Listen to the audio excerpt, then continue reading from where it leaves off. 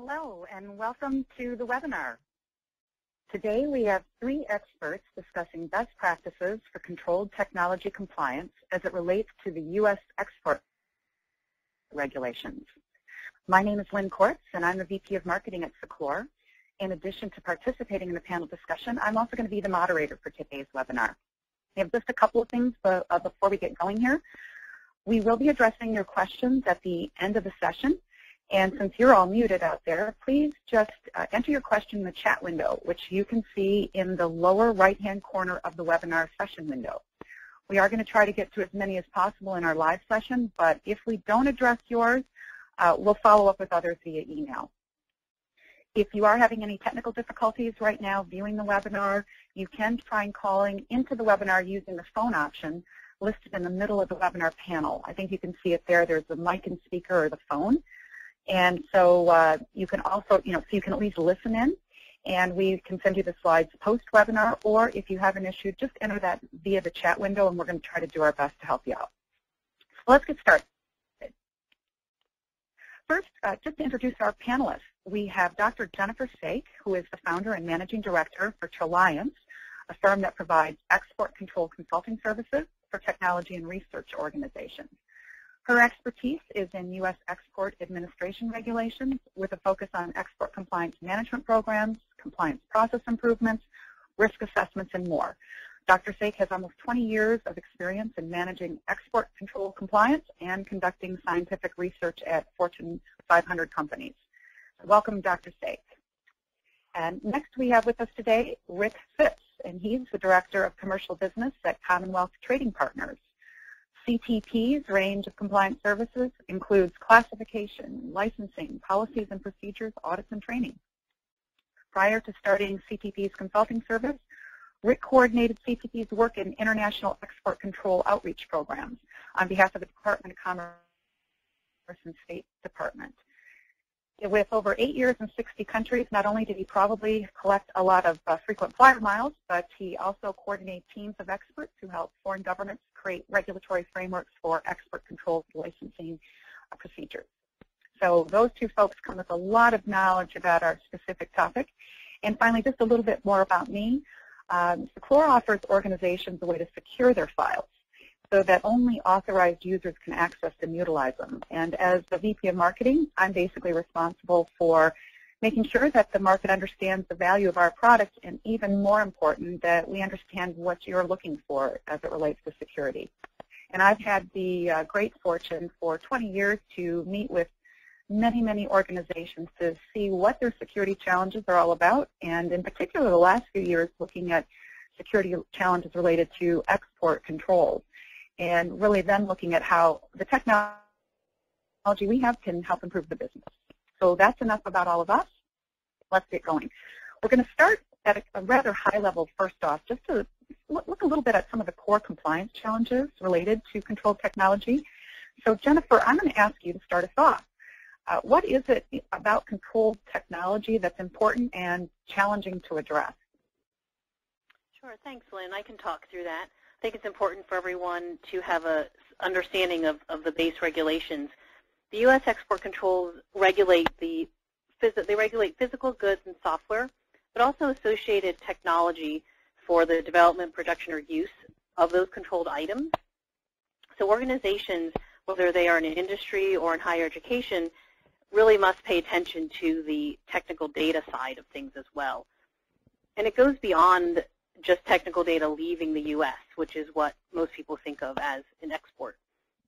The regulations also cover in-country transfers as well, even between employees or personnel at the same company.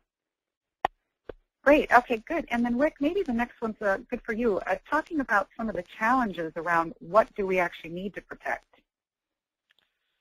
Well, thanks, Lynn. Well, I think Jennifer actually touched on it quite well. Most people think of export control, they think of the physical objects themselves, but in the background is all the plans and various documents regarding to the development, the use, how to build and maintain these items. And these things are sitting in intranets now, and they're so easily transferred.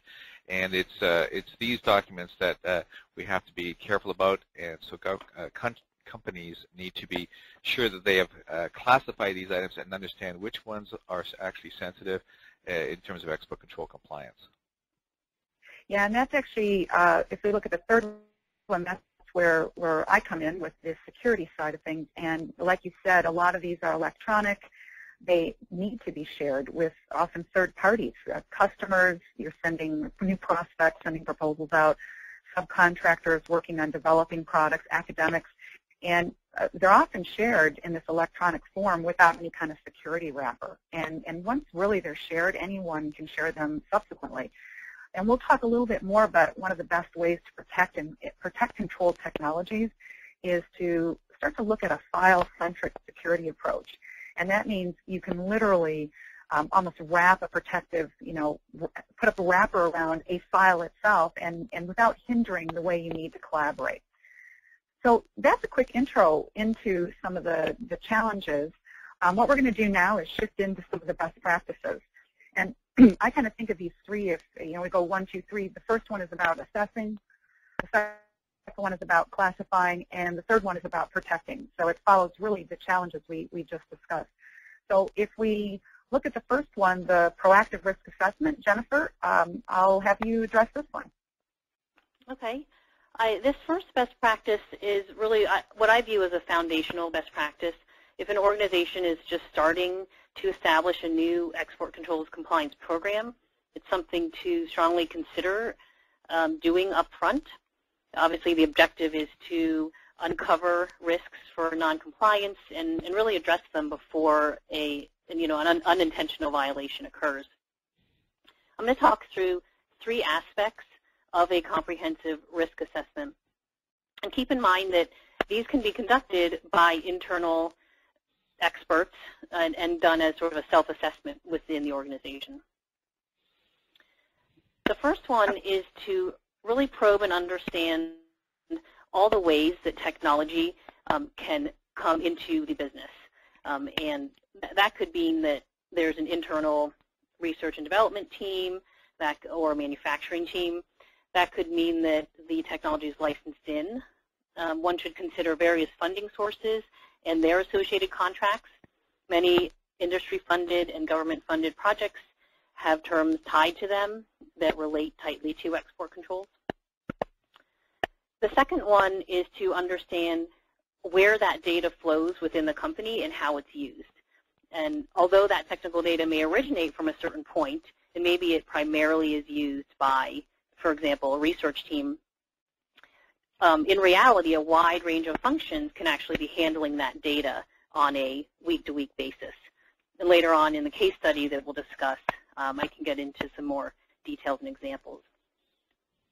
And the last point here is that through the process of a risk assessment, everyone needs to be engaged, especially the engineers and the scientists. They're the ones who understand the technology and use it.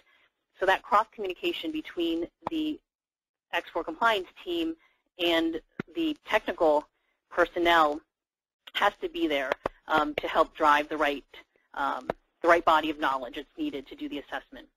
And as Rick will be talking about in a moment, it's also key to conducting proper classification. So those are some points to be thinking about. Yeah, thank you. That's perfect. That's great. Thanks, Jennifer. And then Rick, proper technology classification. This one falls right into your area of expertise. Yes, it does. Thanks, Lynn. Well, as Jennifer was saying, the way the information can be generated or enter the company's intranet, that can vary in a variety of ways. And once it's inside, it could be used in a variety of different for different purposes and by a variety of different users. And so the important thing for a company to know to stay compliant is to know which items have to be strictly controlled for fear of a violation, which would be called a deemed export, and which ones are more of a safer threshold. And in order to do that, generally we're working at scale. That means a certain volume of documents. And so typically to do a large project, we'll have a list of items presented to us in a matrix. I've got a small example here up on the screen. And it would be the product name or the technology name, the company that is producing it or the source of it if possible, and then a technical description, as much detail as can be provided. And the idea to give it as much as possible at the outset is enable our engineers to have the information they need to make a determination, if possible, because they first have to determine whether the jurisdiction is going to be under ITAR on the military side or under EAR on the dual use side, and then once they've made that jurisdiction decision, then they have to actually drill down and find the actual classification, which in the case of the dual use side, on the commerce side, the CCL is very nuanced, and so it's very important to have the technical details in advance so they can make those determinations. The deliverable at the end would be a long list of classified documents, which can be then stored in the information management system of the company. And so for all the subsequent uses of those documents thereafter, the classification would travel with the document in the system, and people would know immediately if this was an export-controlled document subject to the need for a license, and therefore, hopefully, keep themselves out of compliance trouble. Cool. Thank you. Okay. That's great. And this fits right in then best practice 3. We've now done the risk assessment. We've identified the documents and classified them. So now, that's great. We know we know which ones are sensitive. So now how can we actually control them and be sure that only the authorized people can access the file? So I'll talk a little bit about this one. The technology we're really talking about here is sometimes referred to as rights management. I hear people talk about it as enterprise digital rights management, information rights management. It doesn't really matter what you want to call it. The idea here is that rights management will enable you to take those highly sensitive documents and ensure that only authorized users can access the file. And what you can really do with rights management is get down to defining who can view it, and even what actions they can take on a file. So, you can decide if someone is allowed to edit it or copy it. You can control screen captures, printing, redistribution. So the goal here is that you lock down only the people who can access this information. And what's pretty cool about it is that this persistent security policy is going to stay with that file no matter where it goes and even how it's transmitted. So whether someone attaches a file to an email, they share it via file sync and share, it's checked out of your document management system and sent to somebody, it doesn't really matter. It doesn't even matter where it resides. That persistent policy will stay with it. So, an end user, so let's say I'm authorized to access something and to view it and work on it. Even if I sent that off to someone else, if they are not authorized, they will not be able to open it and even look at it. So, yeah, I think of this as AutoCAD files, Word files, Excel files. It, could be new product designs. It could be, technical specification. It could be even training materials, a proposal. All of those things could be deemed as, needing to be protected. So that's really, kind of the essence of rights management. Probably the last piece of it is that I think is particularly unique is that, let's say you have an engineer who leaves a company, or let's say you send out a proposal and, the proposal review process is done. You can also revoke the access to that file now after the fact. So there's this whole idea of remote sort of control over a file, no matter where it goes. And then last, every action a user takes against that file is also tracked for audit purposes. So the idea is you're not only enforcing the control, but you're also able to prove that you're controlling licensable information in accordance with the provisions of the U.S. government. And that's actually the essence of what we're talking about here today. So those are 3 best practices. Let's just go on to looking at what some of your peers, the folks of you who are out there on the phone and listening in, what are some of your peers proactively doing to address export compliance? And we have 3 case studies for you, just to give you some ideas on that. And the first one here is for you, Jennifer. Okay, thanks, Lynn. I'm going to talk through some key elements of a risk assessment that I had conducted in the biomedical sector. I led an institution-wide risk assessment for this organization and worked very closely with their internal compliance team the project had was grounded in the right place, in that there was good upper management support, which everyone knows is key for any compliance effort. In doing so, we looked really across the board. We assessed research areas, what areas were they working on, what areas were they subcontracting out for other folks to work on, what kind of contracts were in place, uncovered various international collaborations, funding from different kinds of sources, including industrial sources, other nonprofits. Also looked at procurement, shipping, even IT and human resources.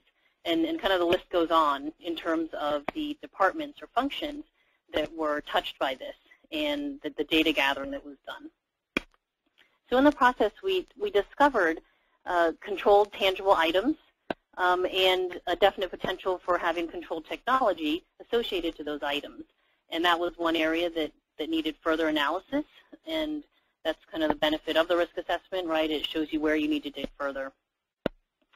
In this case, in the biomedical sector, some examples of those controlled tangible items that can have controlled data tied to them are nuclear isotopes, different kinds of viruses and bacteria, and other kinds of biological materials are controlled, as well as chemicals.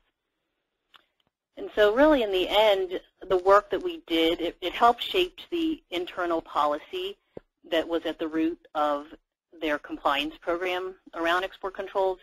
That led to process improvements and ultimately the goal being to close out these potential gaps before anything unintentional would happen.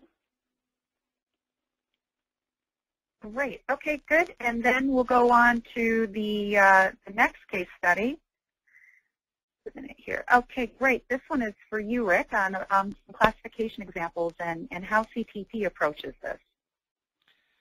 Well, as you can be seeing on the screen, I didn't want to just do one example because I wanted to sort of show the contrast between sort of small to large concerns. On the left, I've discussed a situation where we had a client that wanted to make a critical sales presentation to a foreign buyer, but just didn't know what could be discussed or shared in the PowerPoint presentation, and was fairly certain that the follow-on discussions would have several pointed questions about the technologies, and this was military in nature, so they really needed to understand what they could talk about and what they couldn't, and we'd had to help them apply for a technical assistance agreement, and it was very explicit guidelines about what could be shared and what could not, and we gave them a bright red line about the materials and what could be talked about. So that was a big help for them, and not only the specific presentation, but also I think their experts got a bit of an education about deemed exports and what the risks were.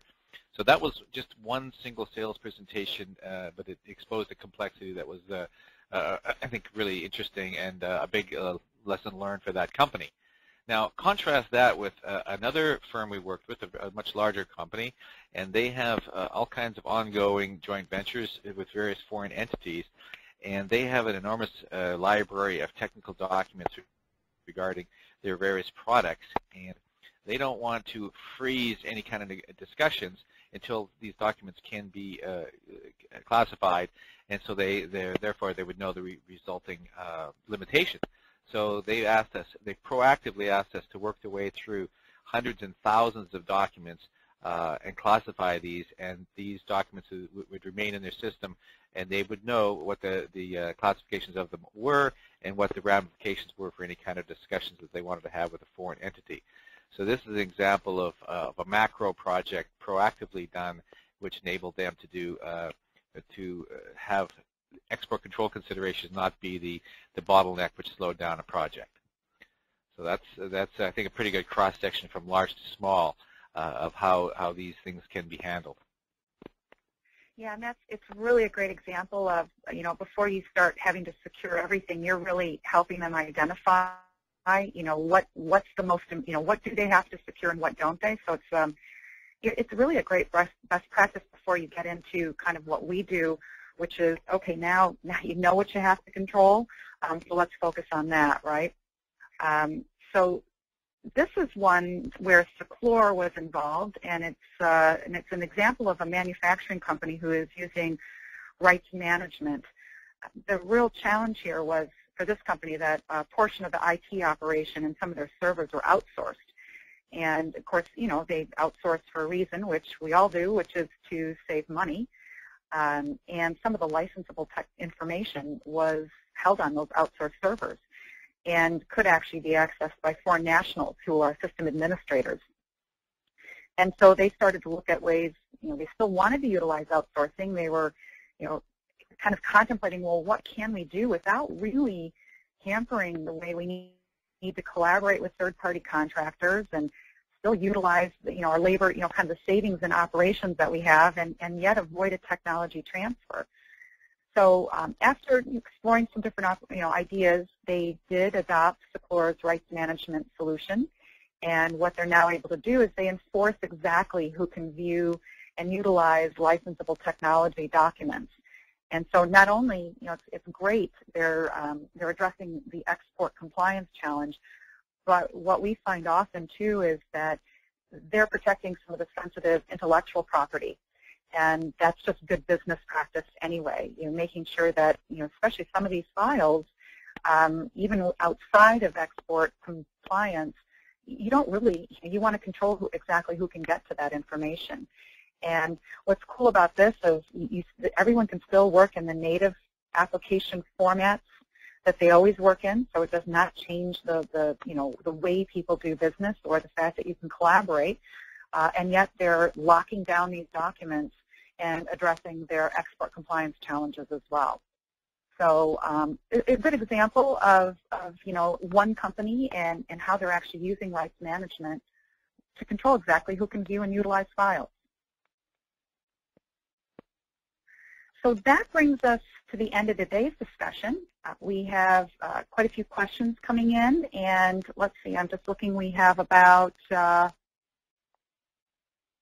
we'll do this in about 5 minutes, 5 or 6 minutes. So I'm going to first go with, let's see, we've got one here. What are the typical challenges for a classification project? That's you, Rick. And just before you do that, I don't want to surprise anybody. What I am going to do is pop up this last slide.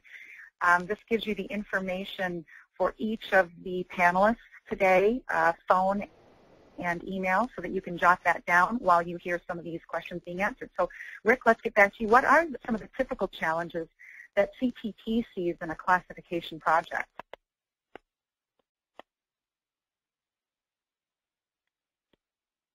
Rick?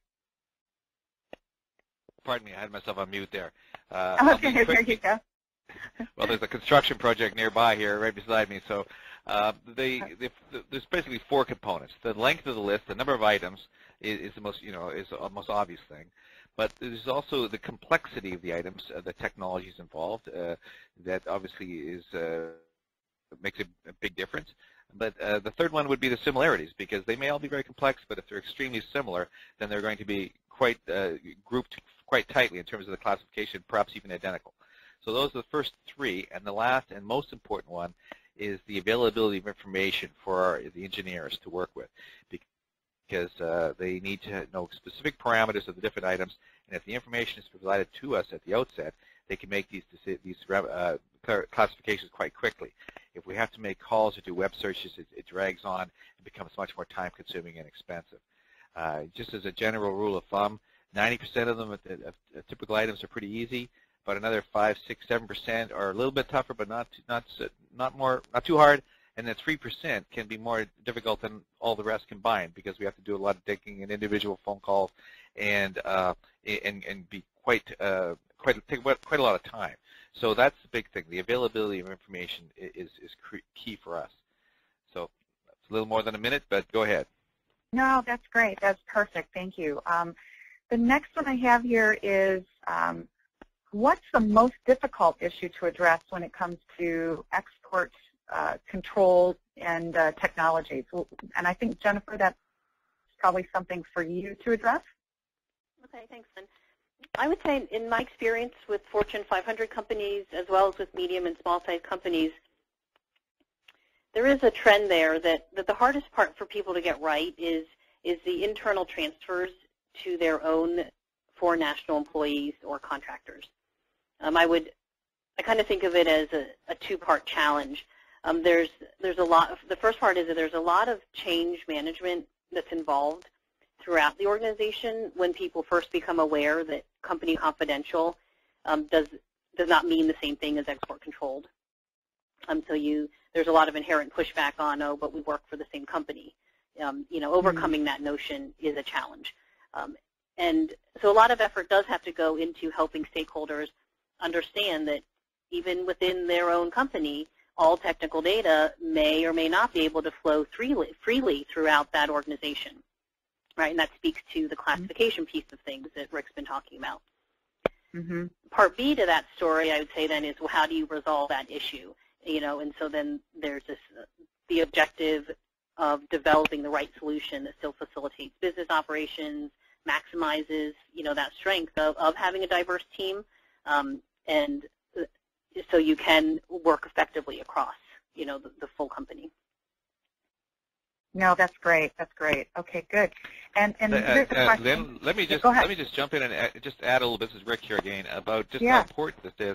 There was a recent change to the visa applications for companies that are sponsoring visa applicants, and they've added a clause that under penalty of perjury, there's no risk of a deemed export to this foreign national, and that's caused a lot of companies to kind of scramble and think, well, what the heck is this? What is a deemed export? And because nobody wants to sign on the dotted line under penalty of perjury that they might be a deemed export risk. And so this really underscores the importance of knowing what information could be exposed to various foreign nationals within your company. And nothing has made it more evident than that recent change to the language of that application. So I just want to jump in on that, but that really sparked a lot of concern. Yeah, no, that's perfect. That's a really interesting point on that. So that's great. All right, we're going to take one more question here, and it's around, can you actually control which device a user can access a protected file from? And it's a two-part question, and can you do that for mobile devices as well? And the answer is yes. You can actually control which device. You can even control IP addresses or a range of IP addresses. So it could be, it can be an individual user, but even what device are they even allowed? So in other words, maybe only allowed to access it from within the corporate network, but not from the laptop at home or not from their mobile device. So it's a great example of what I call the granularity, where you can do the kind of the who, what, where, and when. Who can access it? What are they allowed to do with the file? When, so only for the next 5 days or only until September 10th kind of thing. And then from where. So, even from which IP address or which device. So it gives you a good idea of this. It's not only persistent, but it's very granular. It's not just an on-off kind of thing. And then, and yes, we definitely support mobile devices, iOS and Android devices.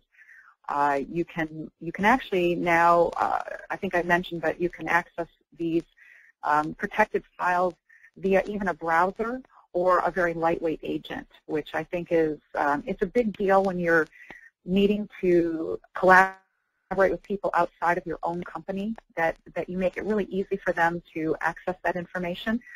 These protected files, you don't have to download a full-blown agent. So I think those are some of the new things that are coming in the latest generations. And also, just as a note, you can in the audit trail also it'll capture which IP address something was accessed from, so that you have that record. So that is it for today. I want to thank everybody. First of all, I want to thank the panelists. Thank you so much, Jennifer and Rick, for joining us. You brought so much value and insight here on some of the best practices for controlled technology. And I want to thank our audience, everybody, for attending. It was great. And if you're interested in receiving any more information or want to reach out to any of the panelists directly, please feel free to do so. The information is right here on the screen. Thank you, everybody. Thank you.